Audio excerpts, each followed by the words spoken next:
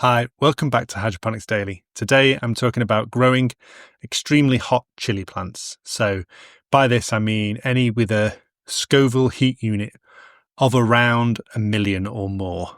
So that is how the hotness of a chili is measured. And it's all about diluting down the extract until you can no longer taste the heat.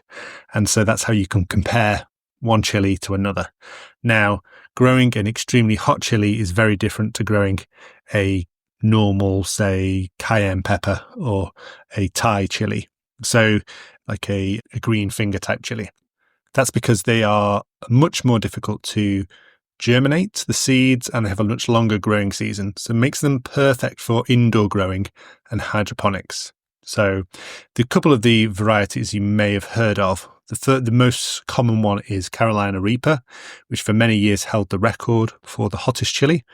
And so it's become notorious because of that. I think it might have been beaten now by some other chili called Ghost X or something like that, but that one's not commercially available routinely in most countries. Carolina Reaper, you can get the seeds of them quite easily. But BHUT Jolokia is another very hot chili. This year I'm growing a very hot chili called Big Black Mama, which mainly because I like the name of it. I just like the idea of giving people big black mamas to try. And because it's black, it doesn't look like the ones that you would be extremely hot. So it's a cross of Naga Marich and Douglas 7-pod. Anything with Naga, Butt, Carolina Reaper is going to be X, Ghost. These are all really hot chilies, and there'll be lots of hybrids of that. You'll notice it's not just they're small and red. They'll have this, what's described as gnarly appearance to the surface of the skin. I think it looks a bit like cellulite, but don't tell my wife I said that. So the key issues with growing really hot chilies, extreme heat, is that they are very slow to germinate, and you need to keep them very hot. So 21 to 32 degrees Celsius at least. This means that just putting them in some compost and putting them in outdoors or in a greenhouse is not going to do it really in most locations. Certainly not here in the UK. You'd be waiting a long time for those seeds to germinate. And the germination, even when you give them the ideal conditions, it still takes a long time. And that's why growers tend to chemically scarify, normally with hydrogen peroxide. So you get 3% hydrogen peroxide and do a 30-to-1 dilution. There are other methods of scarification, which we've talked about on previous podcasts. And the key advice I'd give you is to start early. So you probably missed the boat now in the UK. For growing the really extreme ones outdoors, you would really only be growing the standard chilies outdoors now. But if you're growing them indoors, that's no issue. And hydroponics is perfect for this because you don't need to worry about the length of the growing season. You can just grow them until they're ready.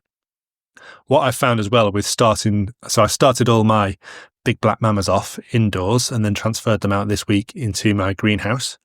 And I found that not only did it start them off early and mean there was no chance of cold temperature damage. I'm not talking frost here. They'll get damaged when they go below 5 degrees Celsius. Another advantage of starting them off early in an indoor growth room was that they were much squatter, and there were the internodes. That means the internodes were very, very very short and very compact plants, and that's because the LED grow lights I was using are designed to keep plants squat. There's no far red in there. So if I'd been growing them, that might have been an issue if I was going to keep them in there, and they might be too squat to produce a good canopy, and the leaves might be too close together, might have ventilation issues, and this could cause issues with pest and disease. So if you were growing them indoors and you were producing really squat plants, then the thing that you would look at there would be getting some far red lights in. Get some far red lights, which will trick the plants into thinking they're shaded, and they'll start increasing the length of those internodes and producing a much taller plant. These really hot chilies normally grow to about 1 meter tall if they're grown outdoors. So not a small plant. They think they have determinate growth, so they stop growing after a while, whereas the the tomatoes I'm growing Tigerella tomatoes, which are indeterminate growth, and they'll just keep on flowering and fruiting, and they won't stop growing tall. They won't go taller unless you pinch them out. So you can get tomatoes with determinate growth and indeterminate growth, but these extreme chilies, I'm pretty certain, they have determinate growth. So, as I say, bit of scarification. They'll take a long time to germinate. You'll need a heat mat or a very hot grow room, and then you'll get your seedlings, and then you'll pot them up, and you'll pot them up progressively to the size of the pot you eventually want them to be into. And obviously, like many other plants, the size of the container will have a massive bearing over the actual size of the plant you get eventually. So small pots, small plants, don't overwater them. So if you're growing in cocoa or soil or compost, these plants really don't like being overwatered. If you're growing in a hydroponic system, you might want to choose something like an ebb and flood system where they don't get flooded very often, or as often as you would a normal, let's say a tomato plant, which loves, tomatoes, you're just throwing water at them, irrigating them, whereas chilies, really hot chilies, you're not throwing water over them. You want to keep them on the edge of dryness rather than the edge of wetness. And then just like tomatoes, because they're in the same family, you do want to pollinate them, make sure they're pollinated. If you've got a stagnant grow room, then the flowers will stay still and they won't get pollinated. So give the plants a gentle shake, and that will make sure they're pollinated. They're self-compatible, so the flowers will pollinate themselves, but they won't get pollinated if they just stay there still.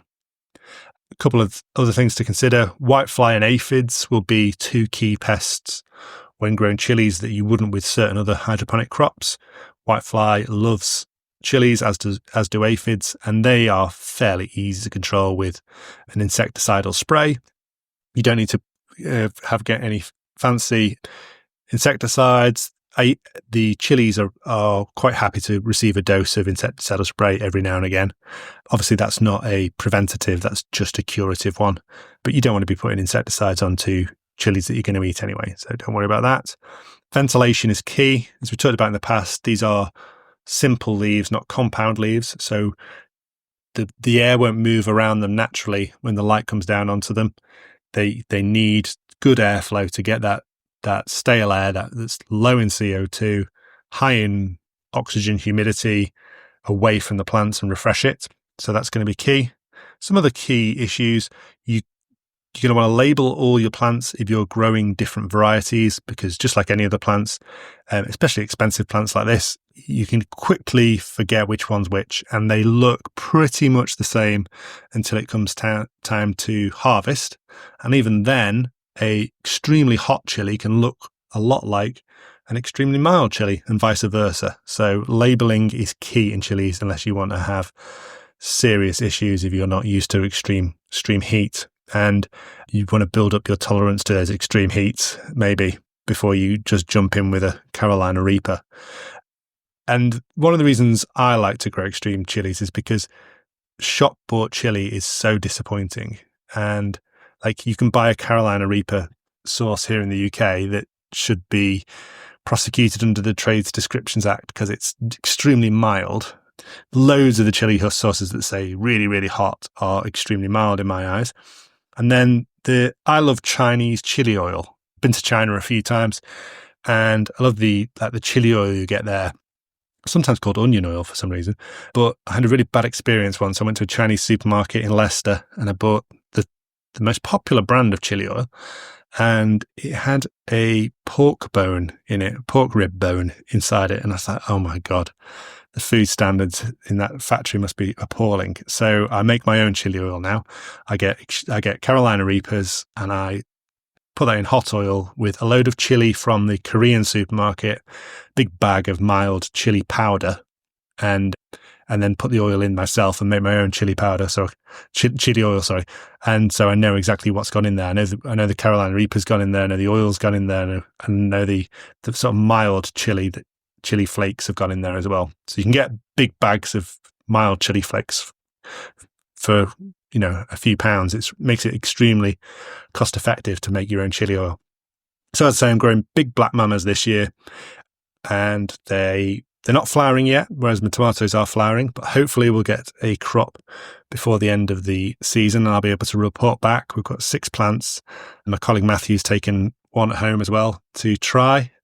So yeah, if you've got any top tips for growing extremely hot chilies, then let me know. And if you've got any experiences and any other plants you'd like to be featured, any tutorials you'd like on a specific plant type, let me know. All right, that's been Hydroponics Daily for today. Please click that follow button to make sure you get every episode direct to your phone. Thank you.